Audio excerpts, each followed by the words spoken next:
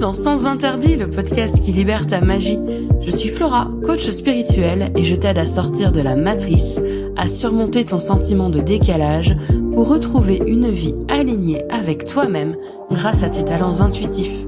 Tous les vendredis, seul ou avec une invitée, je vais te parler de spiritualité ancrée et décomplexée, avec des expérimentations, des histoires, des outils et des explorations du monde spirituel.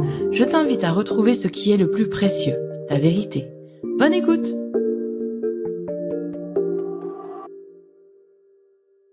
Bienvenue dans Sens Interdit, le podcast qui libère ta magie. Salut! Bonjour à toi, je suis très heureuse de te retrouver. Aujourd'hui, on va parler d'un sujet qui est extrêmement important à mes yeux. C'est ce que j'appelle l'autonomie. Oh, tu vas me dire, non ça va, autonomie, je sais ce que ça veut dire. Alors l'autonomie dans quel domaine? L'autonomie dans tes pratiques intuitives. En fait, ça fait partie d'une de mes missions, entre guillemets, en tant que coach spirituel, c'est de te rendre autonome. En fait, je m'en suis rendu compte quand je faisais de la voyance. Alors j'ai pratiqué très très longtemps sans être rémunérée, du tout. Je sais pas si un café est une rémunération, mais voilà, on va dire que c'est le max. J'ai passé très très longtemps à pratiquer la voyance sans être rémunérée, et je me suis retrouvée avec des personnes que j'aimais beaucoup, que j'aimais guider. Bon, ça me frustrait aussi énormément parce qu'en fait, eh bien, j'avais beau les prévenir, j'avais beau leur dire, oui, mais là, tu sais, ce qui est annoncé, c'est pas génial, mais ça veut dire que, par exemple, tu peux faire en sorte d'éviter ce problème. Enfin, je veux pas te refaire mon épisode sur la différence entre voyance et guidance. Je suis pas là pour ça. Mais ce que je veux que tu comprennes, c'est que, eh bien, je faisais les cartes, grosso modo, à tout le temps les mêmes personnes. Et c'était devenu hyper régulier. Et c'était presque devenu une addiction, en fait, pour ces personnes que j'aimais très fort et à qui je faisais les cartes. Et je me retrouvais à faire les cartes toujours sur quasiment les mêmes thématiques, presque d'une semaine sur l'autre. Enfin, ça se répétait énormément. Alors moi, j'avais pas de problème, j'étais contente de pratiquer, j'étais très contente de rendre service, c'est vraiment pas le souci. Mais la seule chose, c'est vraiment cette notion d'addiction. Et le fait que ces personnes avaient besoin de moi. Et c'est pas le but dans ma vie, en fait. Moi, j'aime bien que les gens volent. Vas-y, vole, petit oiseau. Moi, j'aime accompagner des personnes qui vont prendre leur envol. Alors, je sais que d'un point de vue purement stratégique et économique et financier, c'est complètement con. Je veux dire, à partir de quel moment tu vas te dire, alors, je vais faire en sorte que mes clients n'aient plus jamais besoin de moi et donc qu'ils ne reviennent pas. Ouais, je sais, c'est débile, hein. C'est vraiment débile comme mode de pensée, mais je peux pas faire autrement. Pour moi, c'est le plus important.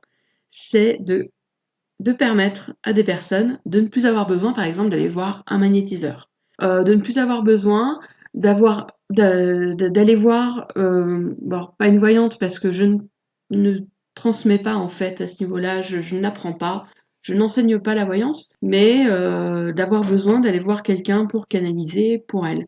C'est mon but. Mon but, c'est de rendre les personnes qui se sentent appelées par ma façon de travailler, c'est de les rendre autonomes.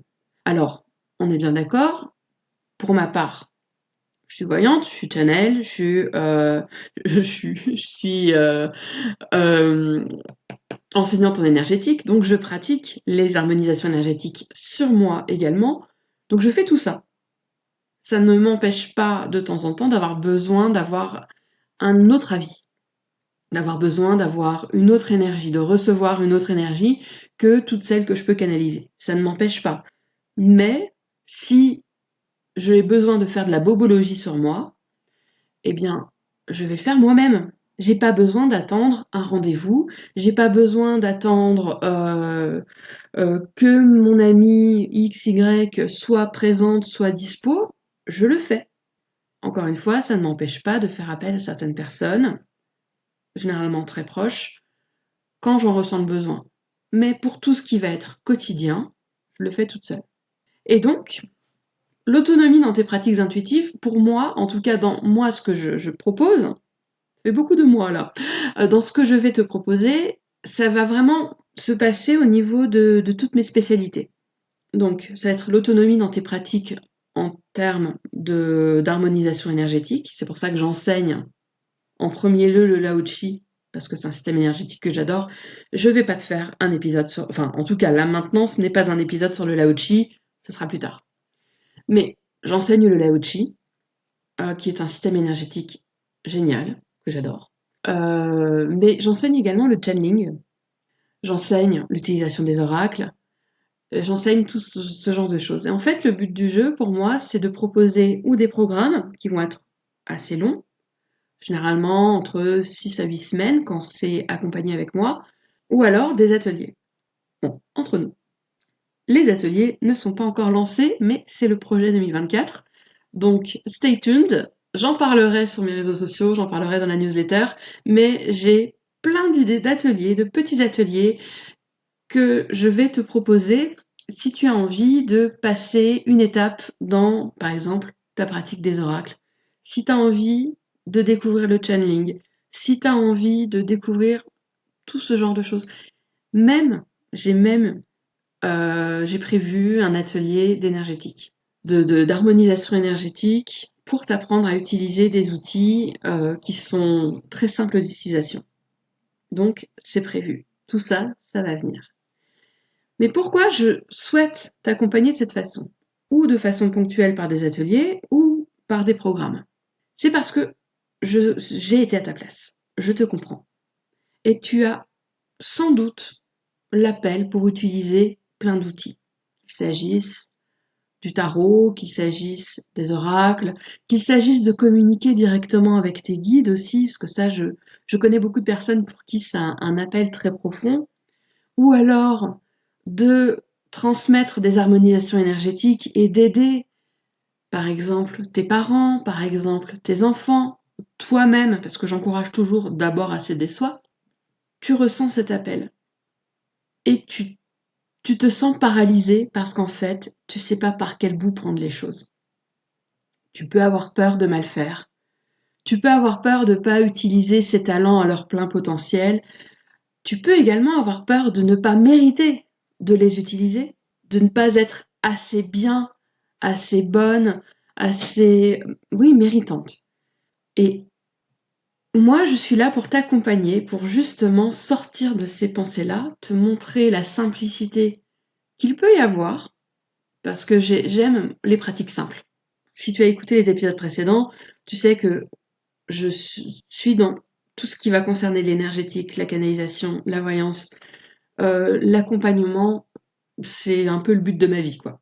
Donc, je suis dans ces démarches-là depuis extrêmement longtemps. Pas genre 6 mois, hein, genre 30 ans. Voilà, voire même plus. Donc, j'ai toujours été dans cette démarche-là. Moi, ça a toujours été un appel du plus profond de mes tripes. Et je peux te dire que je suis passée par le ah non mais je mérite pas, ah non mais j'ai pas une lignée qui justifie que, ah non mais en fait j'ai pas le don. Ça on y reviendra une autre fois sur le don. Ah mais non mais en fait oui mais on va jamais me croire, on va jamais me prendre au sérieux. T'inquiète, tout ce que toi tu as dans ta tête là et qui t'empêche de te mettre en action, je l'ai eu aussi et je l'ai des fois encore. Donc je te comprends entièrement. Mais mon but, c'est de t'accompagner.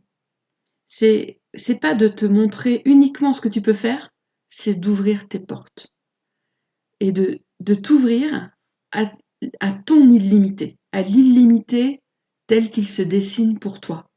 C'est ça ma grande mission et c'est ça l'autonomie. Devenir autonome dans tes pratiques énergétiques, ça veut dire aussi que tu vas pouvoir apprendre à te donner autant d'amour et d'attention que ce que tu donnes à ton entourage. Ça va t'aider à apprendre à prendre du temps pour toi, à remplir ta coupe. Il y a une expression qu'on connaît en anglais, je la vois pas très souvent en français, mais en gros, c'est comment est-ce que tu veux remplir la tasse de quelqu'un si ta théière est vide. Grosso modo, c'est je vois souvent cette expression en anglais avec cette histoire de cup of tea. Mais comment est-ce que tu peux aider? Comment est-ce que tu peux contribuer si toi-même t'es épuisé?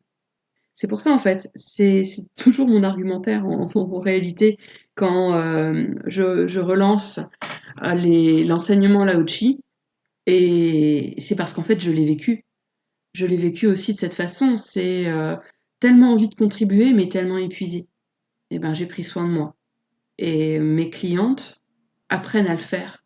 Et ça leur fait du bien. Ça leur fait réellement du bien. Donc, comme je te l'ai déjà dit également, devenir autonome, ça ne va pas t'empêcher de continuer à faire appel à un ou une professionnelle du bien-être quand tu en ressens le besoin. Et évidemment, alors là, petit disclaimer, c'est vraiment mon grand mot de l'année. Petit disclaimer, c'est si tu as des douleurs, s'il y a un truc qui va pas, le premier réflexe, c'est le médecin. Je discutais cette semaine avec une de mes coachs, une coach avec qui j'ai travaillé, et puis elle me disait, je sais pas pourquoi, j'ai une vraie perte d'énergie en ce moment, et je me suis observée réagir. Dans un premier temps, je me suis dit, ben écoute, Flo, t'as qu'à juste, entre guillemets, la scanner et checker en fait ses énergies. Et là déjà, je me suis dit, cocotte, t'as pas son autorisation. Et puis, en fait, on travaille pas comme ça. Donc je lui ai dit, est-ce que tu as pris rendez-vous chez le médecin? Est-ce que tu as pensé à faire un check-up? Et voilà. Je garde ma place en fait. Je garde ma place, j'ai pas été sollicitée, donc je ne propose rien, et je renvoie vers la médecine allopathique. Voilà, c'est la base en fait. C'est la base. Donc, comme je te l'ai dit un petit peu plus tôt, en revanche, quand personnellement je ressens le besoin de me faire aider, d'accéder à d'autres types d'énergie, d'accéder à d'autres types de savoirs, je fais appel à quelqu'un d'autre. Voilà. Comme ça, je reçois un autre point de vue, je bénéficie d'une autre énergie. Mais je voulais aussi revenir sur un dernier point en ce qui concerne l'autonomie en termes spirituels. C'est que pour moi, quand tu deviens autonome dans tes pratiques, ça va t'aider à sortir de la consommation irraisonnée.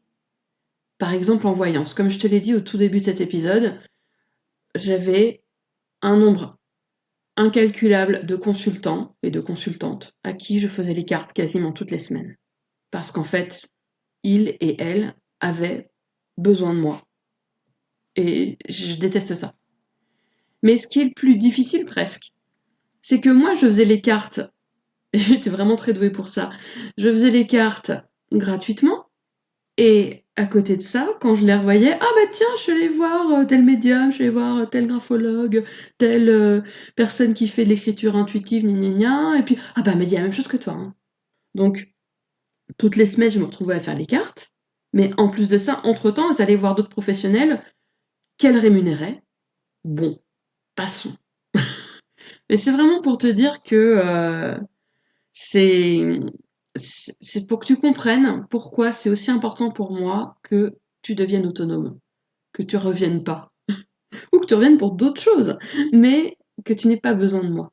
En tout cas, pas pour tes pratiques quotidiennes, pas pour la bobologie, pas pour maintenir une énergie chez toi de bonne qualité qui va t'aider à te sentir bien dans ta vie, bien dans ton corps, bien dans tes relations. Ça, tu peux le faire toute seule en fait. Et c'est pour ça, l'autonomie. C'est pour ça. Donc, je t'invite à t'inscrire à la newsletter de mon site pour être au courant des futurs ateliers. J'en parlerai également sur mes réseaux sociaux. Quand le premier atelier naîtra, si je puis dire, j'en parlerai également sur ce podcast. Néanmoins, pour avoir les informations les plus fraîches, c'est la newsletter. Je l'envoie toutes les semaines et je t'invite à t'y inscrire. C'est tout pour aujourd'hui, je te remercie pour ton écoute et on se retrouve la semaine prochaine pour un nouvel épisode. À très vite.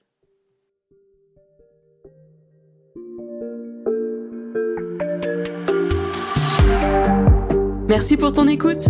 J'espère que cet épisode t'a plu. Je t'invite à le partager avec une personne qui peut en avoir besoin et à me laisser un commentaire. Tu peux me retrouver en dehors du podcast pour échanger avec moi sur mon site, sur Instagram ou encore par email. Les infos sont en description de l'épisode. On se retrouve la semaine prochaine pour un nouvel épisode de Sens Interdit. À très vite!